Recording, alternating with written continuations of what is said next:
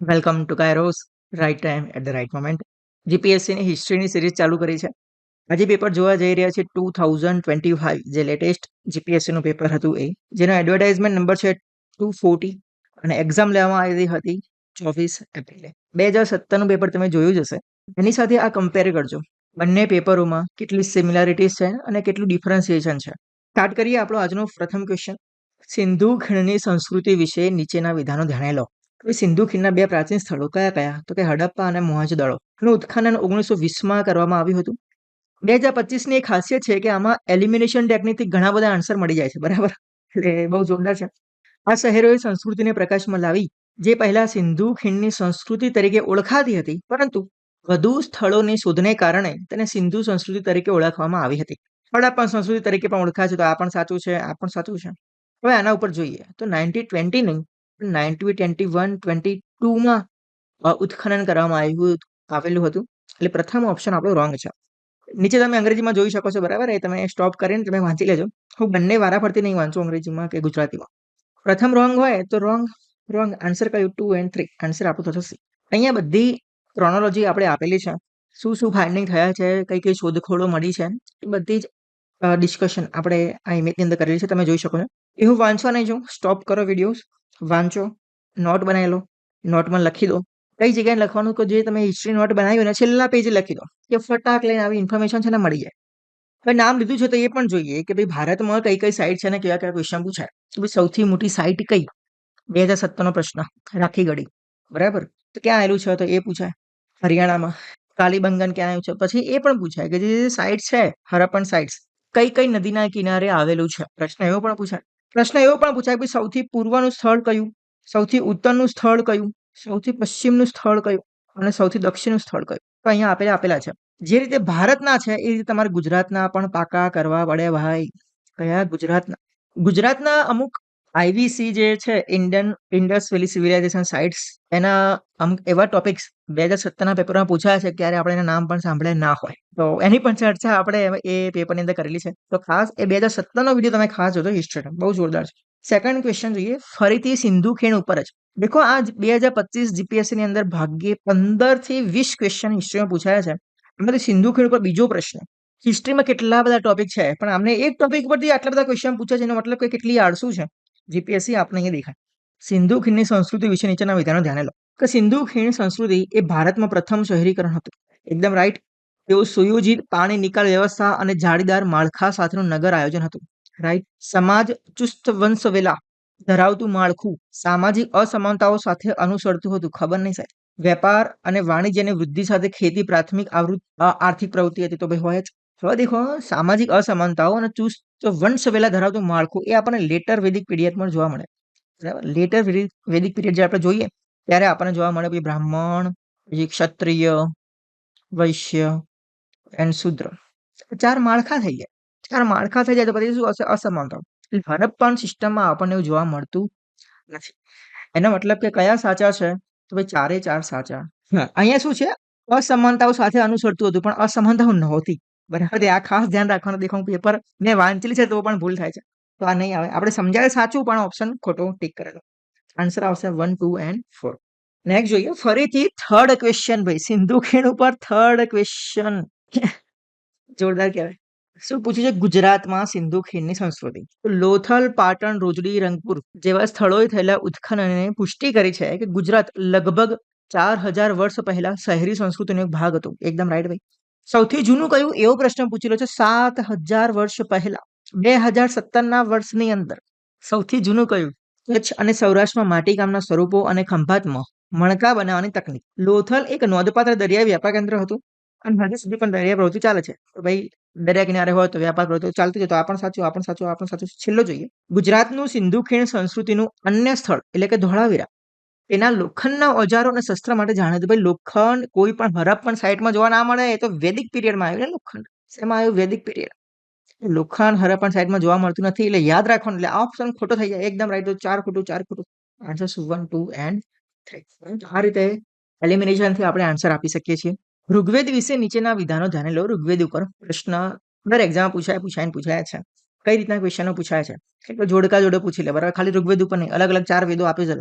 તો અહીંયા ઋગ્વેદ હોય, અહીંયા અથર્વવેદ હોય, અહીંયા યજુર્વેદ હોય, અહીંયા સામવેદ હોય અને સામે કંઈક જોડકા આપેલા ભાઈ આ કોનો કોનો ગ્રંથ છે એ રીતે કરે. પછી એવો પણ પ્રશ્ન પૂછે કે આને કેટલા મંડળમાં વિભાજન કરવામાં આવ્યું છે, કેટલા હાઇમ્સ છે ઋગ્વેદની અંદર, કેટલા મંત્રો છે, સૂત્રો છે, એના પર ક્વેશ્ચન પૂછાય. તો આના ઉપર ધ્યાન આપીએ કે ઋગ્વેદ સંસ્કૃતમાં રચાયેલા છે. સંસ્કૃતમાં છે સાચું, કે ગુજરાતીમાં તો છે નહીં. એનું મૂળ સ્વરૂપે વાંચનને બદલે પઠન અને શ્રવણ કરવામાં આવતું હતું. મતલબ કે લખાયો હોય તો ભાઈ વાંચન થાય ને. સૌથી પહેલા શું હોય, આચાર્યો બોલતા હતા, મતલબ કે પઠન કરે અને સામેવાળા જે વિદ્યાર્થીઓ છે એ સાંભળે એટલે એના કહેવાય શું કહેવાય, શ્રુતિ કહેવાય. બરાબર? સાંભળીને જ યાદ રાખવામાં આવતું. ઋગ્વેદ તેની રચના સમય લખવામાં આવ્યો હતો.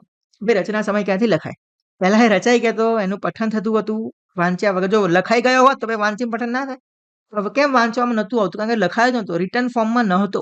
એટલે આ ઓપ્શન તો ખોટો છે. તો જ્યાં થર્ડ દેખાય છે ખોટું ખોટું ખોટું આન્સર આપણે 1, 2 and 4 બીજું કોઈ જોવાની પણ જરૂર નહીં. દેવી દેવતાની સ્તુતિમાં સ્ત્રોતો છે, સૂક્તો છે, બરાબર છે. ઇન્દ્ર સૂક્ત છે, રુદ્ર ઉપર છે, પુરુષ ઉપર છે, પુરુષ સૂક્ત છે. તો આવા અલગ અલગ ભગવાન દેવી દેવતા ઉપર અલગ અલગ સ્ત્રોતો અને સૂક્તો વેદોમાં આપણને જોવા મળે છે, ઋગ્વેદની અંદર ખાસ. નેક્સ્ટ જોઈએ, ગુજરાતમાં બન્ની, રબારી અને બાવળિયા શું છે? બંને ઉપરથી તમને એક શબ્દ કદાચ યાદ આવતો હોય, તમે જીઓગ્રાફી સારું એવું ભણ્યા હોય તમે, એ છે બન્ની ગ્રાસલેન્ડ્સ. કચ્છની અંદર બહુ મોટા ઘાસના મેદાનો છે અને ત્યાં રાતે જઈએ તો આપણને ભાઈ આત્મા દેખાય, જેને કહેવાય છે ચીરબત્તી. બરાબર, તો એવી લાઇટ્સ દેખાય છે, તો ચીરબત્તી જેને કહે છે. તો બન્ની, રબારી, બાવળિયા શું છે? બન્ની ગ્રાસલેન્ડ શા માટે? તો બંને જાતની ત્યાં જાતિઓ રહે છે, એટલે આ ઓપ્શન એક શું થઈ ગયું, કાસ્ટ થઈ ગઈ. રબારી જાત, બાવળિયા જાત, બંને જાત. ના ઉપરથી ખબર પડી કે આ કાસ્ટ છે, પણ સાથે સાથે એમ્બ્રોડરીની સ્ટાઇલ પણ છે. એટલે અહીંયા ઓપ્શન 2 છે, એ પણ આવશે અને બી પણ આવશે, બંને આપણા સાચા છે. ઓકે, તો દેખો અહીંયા આપેલું છે બન્ની, રબારી, બાવળિયા.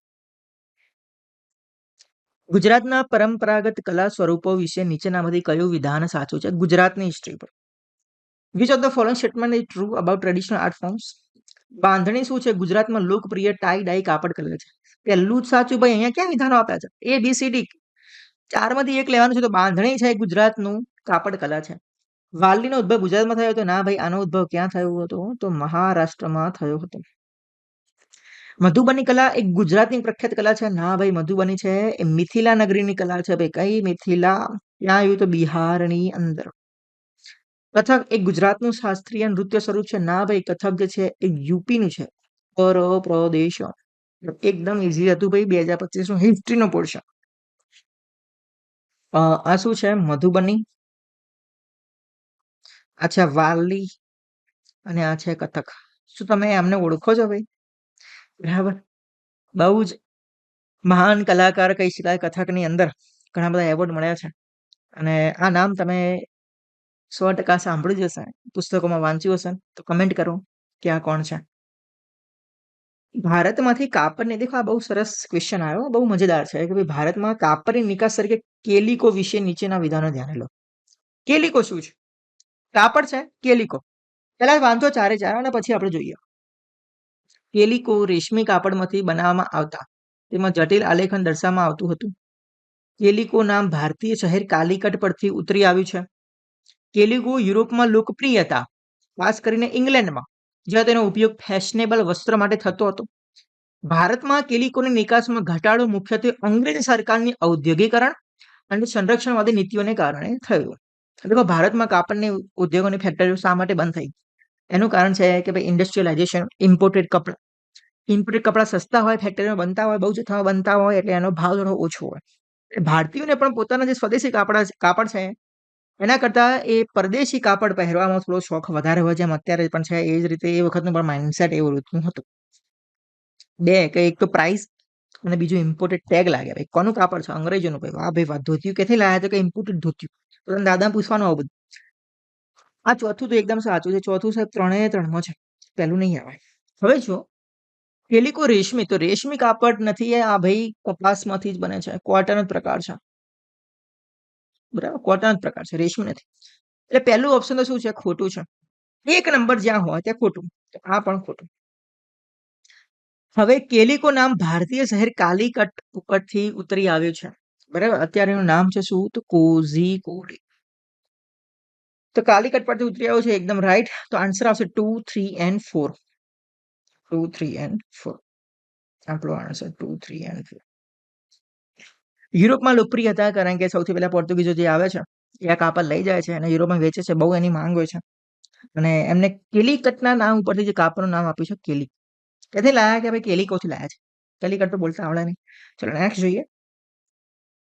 ડોક્ટર BR આંબેડકરને મહારાજા સયાજીરાવ ગાયકવાડ ત્રીજાની સહાય વિશે નીચેના પૈકી કયા વિધાનો સાચા છે? સયાજીરાવ ગાયકવાડ ત્રીજાએ ડોક્ટર BR આંબેડકરને વિદેશમાં ઉચ્ચ શિક્ષણ મેળવવા માટે શિષ્યવૃત્તિ આપી હતી. ડોક્ટર BR આંબેડકરે મહારાજા સયાજીરાવ ગાયકવાડ ત્રીજાની નાણાકીય સહાય સાથે યુએસએમાં કોલંબિયા યુનિવર્સિટીમાં અભ્યાસ કર્યો હતો. એકદમ રાઈટ છે ભાઈ, કોલંબિયામાં કર્યો હતો. હવે એમને શિષ્યવૃત્તિ આપી તો જ કર્યો એટલે આ બે તો સાચા. આ બે સાચા તો આ ખબર પણ ના હોય તો પણ આન્સર શું આવે? ઉપરોક્તમાં પતી ગઈ વાત. કારણ કે એમાં 4 ABCD છે. 1 2 3 4 2 3 4 તો છે ને. આંબેડકરને મળેલી શૈક્ષણિક સહાયથી તેમને સામાજિક ન્યાયમાં યોગદાન આપવામાં અને બંધારણના મુસદ્દાને ઘડવામાં મદદ મળી હતી. તો 4 ઓપ્શન આપણા એકદમ સાચા છે. અહીં તમે આખી હિસ્ટ્રી વાંચી શકો છો. ધ્યાનથી વાંચો, બરાબર. PDF તમને ટેલિગ્રામમાં મળી જશે. મહાગુજરાતની ચળવળ વિશે નીચેના વિધાનો ધ્યાને લો. મહાગુજરાતની ચળવળ એ દ્વિભાષી મુંબઈ રાજ્યથી અલગ ગુજરાતની રાજ્યની માંગ હતી. તો બધાને ખબર છે. 1960માં ભાગલા પડ્યા. કોના કોના? ભાઈ એક બાજુ છે ગુજરાત અને એક બાજુ છે મહારાષ્ટ્ર. આ બેના ભાગલા પડશે. તો એ પણ સાચું. તો પહેલું ત્રીજું સાહેબ સાચું. પહેલું ત્રીજું સાચું, પહેલું ત્રીજું સાચું, પહેલું ત્રીજું સાચું. ખોટું. હવે ઓપ્શનમાં જોવાનું છે. ઇન્દુલાલ યાજ્ઞિક અગ્રણી નેતા હતા જેમણે ચળવળનું નેતૃત્વ કર્યું હતું. એકદમ રાઈટ. હવે જો ઇન્દુલાલ યાજ્ઞિક અગ્રણી નેતા હોય તો પછી સરદાર પટેલ ક્યાંથી આવે? તો આ ઓપ્શન ચોથો ખોટો છે. તો ચોથો ખોટો. આન્સર શું આવશે આપણું? 1, 2 and 3. Answer A. નેક્સ્ટ જોઈએ. ગુજરાતમાં ધાર્મિક અને સામાજિક સુધારણાની ચળવળો વિશે નીચેના વિધાનો ધ્યાને લો. અહીંયા કઈ ચળવળો પૂછી છે? એક છે આર્ય સમાજ અને બીજા છે સ્વામિનારાયણ ચળવળ.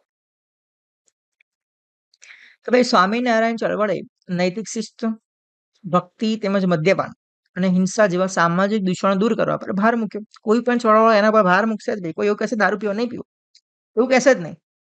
આન્સર શું છે? 1 સાચો. 1 જ્યાં ના હોય તે ખોટું. તો બી જે છે એ આપણું રોંગ. ગુજરાતમાં સ્વામી દયાનંદ સરસ્વતી દ્વારા શરૂ કરવામાં આવેલ આર્ય સમાજે, હવે મને એક ભાઈ આર્ય સમાજની સ્થાપના સ્વામી દયાનંદ સરસ્વતી કઈ સાલમાં કરી હતી? બરાબર. વૈદિક ઉપદેશો શુદ્ધિ, પુનઃ પરિવર્તન, બરાબર. વૈદિક ઉપદેશો બેક ટુ વેદાસ તેમજ અસ્પૃશ્યતા નાબૂદીને પ્રોત્સાહન આપ્યું હતું. તો એકદમ રાઈટ ભાઈ. કોઈ એવું કહેશે અસ્પૃશ્યતા નાબૂદી નથી કરી, પ્રોત્સાહન આપશે. ભાઈ અસ્પૃશ્યતા નાબૂદ થવી જોઈએ. ગુજરાતમાં પ્રાર્થના સમાજ કોના દ્વારા લાગુ પાડવામાં આવ્યો એ પણ કમેન્ટમાં કહો. પ્રાર્થના સમાજ કોને શરૂઆત કર્યો? પ્રાર્થના સમાજ કોના દ્વારા લાગુ પાડવામાં આવ્યો? તો ચલો હું જ કહી દઉં. આત્મારામ ભીડે નહીં હોય ભાઈ, આત્મારામ પાંડુરંગ દ્વારા. અને મુંબઈમાં એની સ્થાપના થઈ હતી 1867 ની અંદર, બરાબર. પ્રાર્થના સમાજ. આર્ય સમાજ ક્યારે? તો એ તમે મને કહો. ઓકે. ડોક્ટર BR આંબેડકર ગુજરાતમાં સ્વામિનારાયણ ચળવળના સ્થાપક હતા. તો એ ખોટું ભાઈ. તો સ્વામિનારાયણ ચળવળના સ્થાપક કોણ હતા? તો કોને ખબર નહીં હોય? તો ચોથું ખોટું છે. તો ચોથું ખોટું છે તો આ રોંગ. આન્સર શું આવશે? 1, 2 and 3.